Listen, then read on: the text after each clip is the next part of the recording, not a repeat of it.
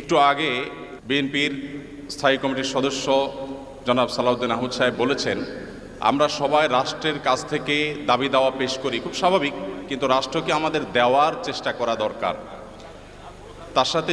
পরিপূর্ণভাবে সহমত পোষণ করে একটি কথা আমি বলতে চাই, সেটা হলো এদেশের 3 লক্ষ মসজিদের কমপক্ষে 6 লক্ষ ইমাম মুয়াজ্জিন রাষ্ট্রকে দেওয়ার জন্য প্রতিনিয়ত চেষ্টা করেন এবং দিয়ে যাচ্ছেন। দুর্ভাগ্যজনক বাস্তবতা, স্বাধীনতার 50 বছর পরেও ইমাম মুয়াজ্জিন এবং আলেম ওলামাদের কোনো অবদানের স্বীকৃতিটুকু রাষ্ট্র কখনো দিতে পারে নাই। আজও বাংলাদেশের চেহারাকে যদি পরিবর্তন করে দিতে হয়, আজও বাংলাদেশকে যদি স্বনির্ভর করতে হয়, আজও বাংলাদেশের পরিবেশ সচেতনতা সৃষ্টি করে যদি সাফল্য অর্জন করতে হয়, পরিবেশ বিপর্যয় যদি রোধ করতে হয়, যে কোনো দুর্যোগ মোকাবেলা যদি সফলভাবে করতে হয়, দেশের শুধু মসজিদগুলোকে ইমাম মুয়াজ্জিনদেরকে যদি রাষ্ট্র অন করে, ইমাম মুয়াজ্জিনদেরকে যদি সে সুযোগ দেয়, তাদেরকে যদি